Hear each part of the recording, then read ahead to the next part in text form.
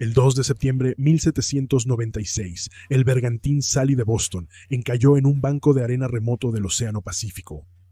El capitán de Sally, John Pierpont, relató los eventos un año después, incluyendo la ubicación de ese banco de arena, siendo aparentemente el primer descubrimiento occidental de ese pequeño atolón específico del Pacífico.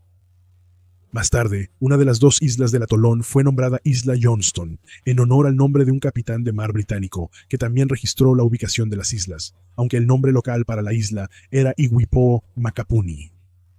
Este atolón era remoto, las islas eran diminutas, no tenían población humana e incluso no tenían una fuente de agua dulce. Era un lugar poco probable para desarrollar una rica historia que merece ser recordada. El atolón se formó hace 70 millones de años por erupciones volcánicas submarinas que acumularon capas de basalto. Geológicamente, las islas anclan el extremo norte de la cordillera de las Islas de la Línea. Con el tiempo, la isla se erosionó, pero los corales a su alrededor crecieron formando una capa de piedra caliza de miles de pies de espesor sobre el antiguo volcán.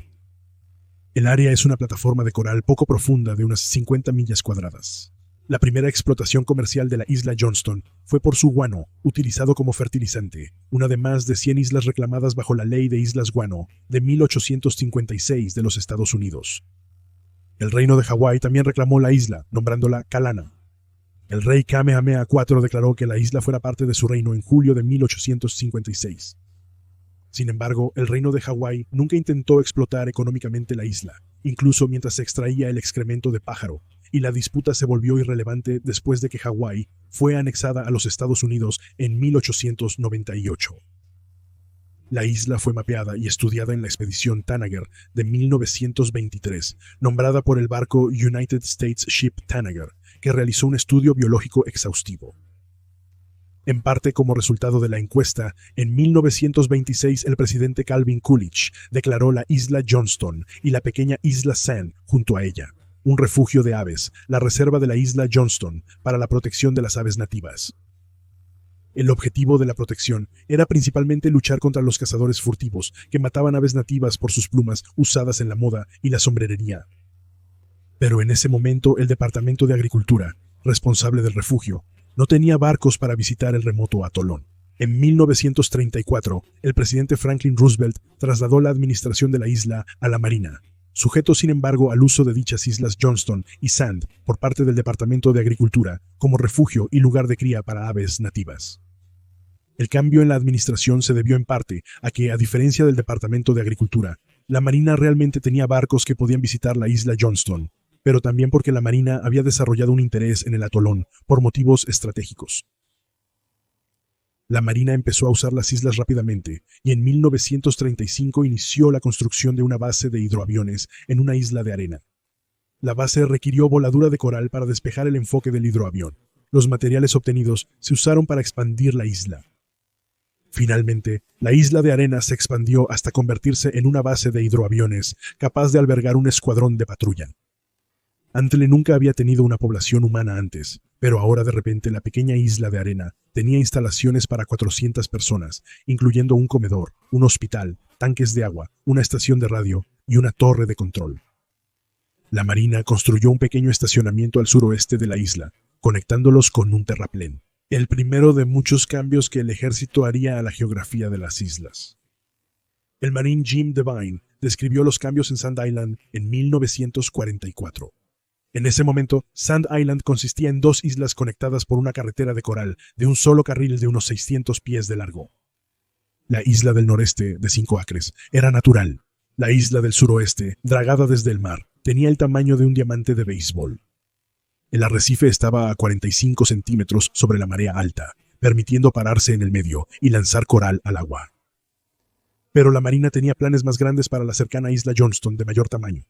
En febrero de 1941, con tensiones altas en el Pacífico, el presidente Roosevelt emitió otra orden ejecutiva sobre el atolón Johnston, estableciendo un área de defensa marítima naval y una reserva de espacio aéreo naval. Solo se permitía el acceso de embarcaciones y aeronaves del gobierno estadounidense en las zonas. La construcción de una pista de aterrizaje de 1.219 metros por ciento, 52.4 metros, y una base en la isla Johnston comenzó en septiembre y terminó antes del 7 de diciembre. Se dragó un canal para barcos y el material se utilizó para expandir el área de la isla. La base fue atacada por submarinos japoneses 2 veces en diciembre de 1941, pero estaba demasiado cerca de Hawái para un asalto anfibio. La guerra se desplazó rápidamente hacia el oeste en el Pacífico, a unas 1500 millas de distancia, según Devine. Eso hizo que la experiencia de guerra fuera interesante. Devine describió los horrores de la guerra. Los casos más horribles ocurrieron cuando durante una semana entera no tuvimos helado de chocolate, solo de vainilla y fresa, porque la máquina de helados se descompuso.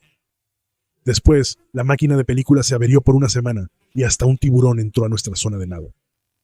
Aunque los japoneses no causaron bajas en el atolón, hubo algunas muertes allí, incluyendo 6 Seabees que murieron por el mal aguardiente que habían preparado. En marzo de 1943, un avión consolidado Catalina PBB-C se estrelló al aterrizar, matando a los 10 miembros de la tripulación. Pero la lejanía del frente no implicaba inactividad en la isla. Para 1944, el atolón Johnston era uno de los terminales de transporte aéreo más concurridos del Pacífico, y la pista se extendió a 6.000 pies y luego a 9.000 pies. Durante la guerra, la isla fue utilizada como aeródromo, base para patrullas y aviones de reconocimiento antisubmarinos, estación de comunicaciones y reabastecimiento de barcos y submarinos. Una batería antiaérea de la isla había sido destinada a la isla Wake antes de que cayera en manos japonesas el 23 de diciembre de 1941. Para 1947, más de 1.300 bombarderos B-29 y B-24 pasaron por la isla Johnston, siendo devueltos a Estados Unidos tras la guerra. En 1948, la Fuerza Aérea de los Estados Unidos asumió el control de la isla y la base aérea de la isla Johnston atendió las necesidades de la Fuerza Aérea y el servicio de transporte aéreo militar. La relevancia de la isla como centro de transporte aumentó de nuevo durante la Guerra de Corea y fue utilizada como parada para reabastecer combustible a aviones durante la Guerra de Vietnam. A pesar de estar lejos del frente durante gran parte de la guerra, la experiencia de Johnston en la Segunda Guerra Mundial fue importante. El desarrollo de una base con un aeródromo para aterrizar los mayores bombarderos de la Fuerza Aérea, caminos despejados en el coral para acceso de barcos, y el establecimiento de un espacio aéreo y marítimo militarmente protegido impactaría significativamente la historia de la isla.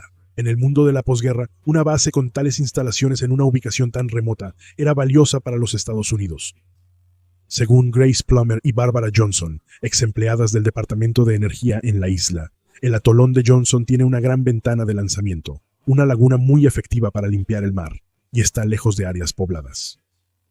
Mike Kirby, quien trabajó en la isla en los 70, fue más directo al respecto. Sin periodistas, las Fuerzas Armadas podían ejecutar casi cualquier programa en la isla Johnston con mínima supervisión.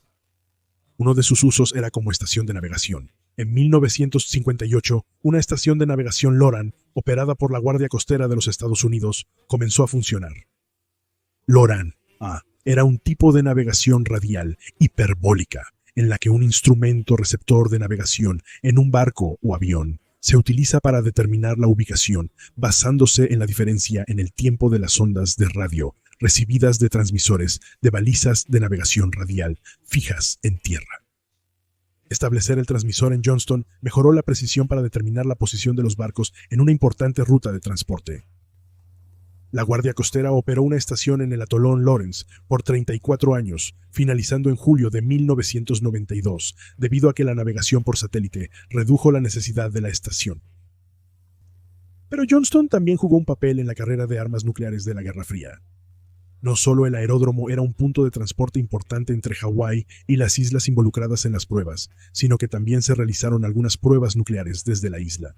En 1958, la isla se expandió nuevamente utilizando dragado de coral y se estableció una instalación de lanzamiento en el nuevo terreno. La operación Hardtack-1 fue una serie de pruebas nucleares en 1958 que incluyó más detonaciones nucleares que todas las explosiones nucleares anteriores en el Océano Pacífico.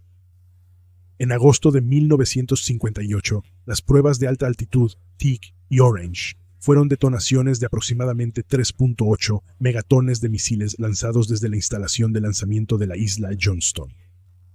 Esta foto muestra el brillo de la explosión de Hardtack TIC el 1 de agosto, casi 48 millas por encima de la base.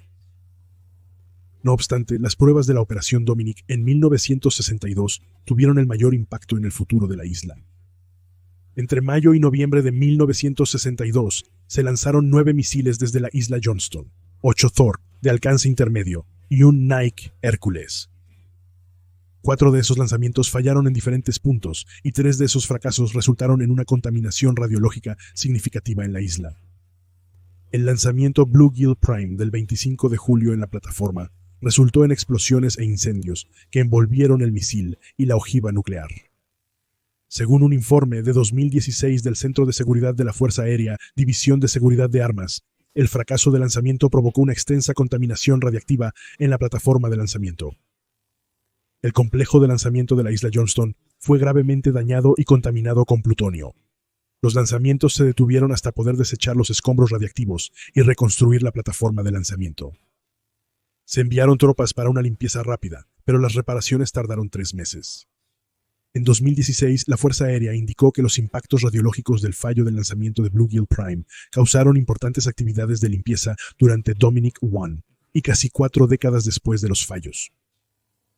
La mayoría del área contaminada fue cubierta cuando la isla se expandió por última vez, mediante dragado entre 1962 y 1963, aumentando su tamaño de 46 acres a 596 acres, o alrededor de 1.7 kilómetros cuadrados.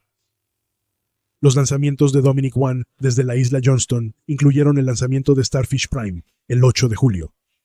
La explosión nuclear de 1.4 megatones a una altitud de unas 250 millas creó un pulso electromagnético que fue mucho mayor de lo esperado, tanto que fue difícil de medir, ya que desequilibró los instrumentos. Según la Associated Press, el pulso fue tan significativo que dejó sin energía a los semáforos y las telecomunicaciones en partes de Honolulu a 1.445.6 kilómetros de distancia, iluminó el cielo e incluso llevó a los hoteles a organizar fiestas para verlo. Los resultados de la prueba de alta altitud de la Operación Dominic dieron lugar a una de las partes más fascinantes de la historia de la isla Johnston. La isla Johnston fue la base para la supersecreta Operación 437. La operación tenía a Johnston ubicando 2 misiles Thor en su instalación de lanzamiento como un programa de armas antisatélite. Los misiles balísticos Programa de Gestión de Misiles Thor llevarían ojivas nucleares WW-50 y estaban destinados a explotar en la alta atmósfera y destruir satélites enemigos con un pulso electromagnético. Se construyeron más instalaciones y hubo varios lanzamientos de prueba de misiles Thor modificados, sin cargas nucleares. El programa fue desactivado en 1970, en parte porque la Fuerza Aérea temía que el pulso pudiera destruir también nuestros propios satélites.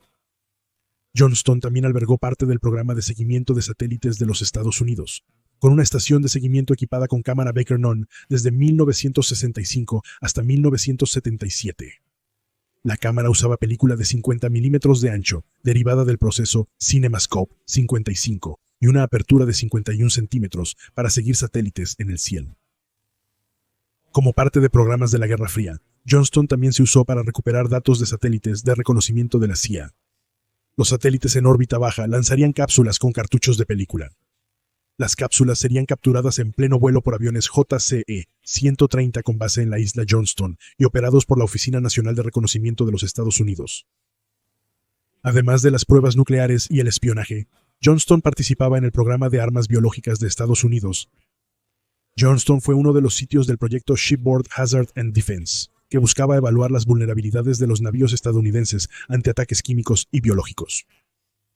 La prueba tenía buques de guerra de la Marina y aviones liberando un agente biológico en el aire para probar su efecto en el entorno marino de los buques de guerra de Estados Unidos. La isla Johnston se usó para comunicación y preparación de agente en una de las pruebas. Las pruebas utilizaron Bacillus govigi, o agente Bacillus globigi en barcos de la Marina, con muchos de los sujetos de prueba sin saber que estaban siendo probados. El agente Bacillus globigi estaba destinado a simular un ataque biológico, pero en ese momento se pensaba que tenía pocas consecuencias para la salud. Aunque la prueba ayudó a desarrollar procedimientos de detección y descontaminación, resultó que el agente Bacillus globigi tenía consecuencias para la salud mucho más significativas de lo que la Marina había anticipado. Los detalles del programa secreto empezaron a revelarse en 2002.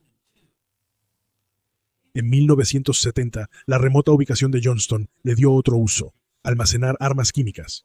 Se construyó una instalación de alta seguridad para almacenar toneladas de armas químicas de las dos guerras mundiales, muchas previamente almacenadas en una base estadounidense en Okinawa, Japón. Las municiones incluían cohetes, minas, proyectiles de artillería y contenedores con agentes peligrosos como sarín, gas mostaza y el letal gas nervioso VX. En su apogeo, la isla almacenaba el 6.6% del arsenal de armas químicas de Estados Unidos. Después de 1972, se almacenaron en la isla 1.8 millones de galones de herbicida naranja, un defoliante usado en Vietnam y relacionado con serios problemas de salud, en barriles con fugas que contaminaron el área de almacenamiento y la laguna. Mike Kirby fue un especialista en estimulación de explosivos que ayudó a trasladar el infame agente naranja a la isla. Según Johnston, en ese tiempo la isla tenía poco, pero le sorprendió encontrar 5 bares y muchos perros sueltos. El herbicida naranja fue incinerado en el barco alemán motor Wessel Vulcanus en 1977, en la fase final de la operación militar de Estados Unidos en el atolón Johnston. Entre 1985 y 1986, el ejército creó su primera instalación de eliminación de armas químicas, el Sistema de Eliminación de Agentes Químicos del Atolón Johnston, o Sistema de Eliminación de Agentes Químicos del Atolón Johnston. En 1985, el Congreso ordenó desmilitarizar y destruir todos los agentes químicos en el Atolón Johnston. La nueva instalación utilizó procedimientos mecánicos para desmilitarizar las armas e incinerar los agentes químicos y explosivos. Sistema de Eliminación de Agentes Químicos del Atolón Johnston fue la instalación de prueba para proyectos del ejército de Estados Unidos para eliminar su arsenal de armas químicas. La destrucción de las armas en la isla se completó en 2000 y la instalación de JCADS fue demolida en 2003. En sus 14 años de operación, JCADS destruyó más de 400.000 municiones y 4 millones de libras de agentes nerviosos y vesicantes. En agosto de 2009, la Agencia de Protección Ambiental de los Estados Unidos aprobó el cierre definitivo de la instalación. Conrad F. Wine, director de la Agencia de Material Químico del Ejército de los Estados Unidos, elogió al equipo de JCADS y a los socios de la Agencia de Protección Ambiental. Las armas químicas del atolón Johnston ya son historia. Han hecho del mundo un lugar más seguro. En 2005, la isla Johnston fue brevemente subastada por la Administración de Servicios Generales de Estados Unidos como posible residencia o escapada vacacional, pero el anuncio fue retirado. El atolón Johnston ahora ha sido dejado a las aves y al ocasional foca monje. La base ha sido cerrada, los edificios demolidos y el aeródromo desmantelado. El atolón es un refugio nacional de vida silvestre, oficialmente cerrado al público, aunque a veces es visitado por barcos que cruzan el Pacífico. Desde 2010, el Servicio de Pesca y Vida Silvestre ha trabajado para erradicar una infestación de hormigas locas amarillas en la isla. El pequeño atolón fue el centro de algunos de los proyectos más oscuros de la Guerra Fría, y ahora es un refugio de vida silvestre. No obstante, su historia representa una era en la vida de quienes trabajan allí, así como en la historia de Estados Unidos y del mundo. Como concluyeron Grace Plummer y Barbara Johnson, el pequeño atolón que todos y nadie querían albergó a miles de personal civil y militar en su momento, como un destello en la sartén de la seguridad nacional. Pero fue un gran destello, y muchas memorias brillaron intensamente. Ojalá hayas disfrutado este episodio de El Historiador, breves fragmentos de historia olvidada de 10 a 15 minutos. Si lo disfrutaste, haz clic en el botón de me gusta. Para preguntas, comentarios o sugerencias sobre futuros episodios, por favor escríbelas en los comentarios. Responderé personalmente. Sigue al Historiador en Facebook, Instagram, Twitter y visita nuestra tienda en teespring.com. Para más episodios sobre historia olvidada, suscríbete.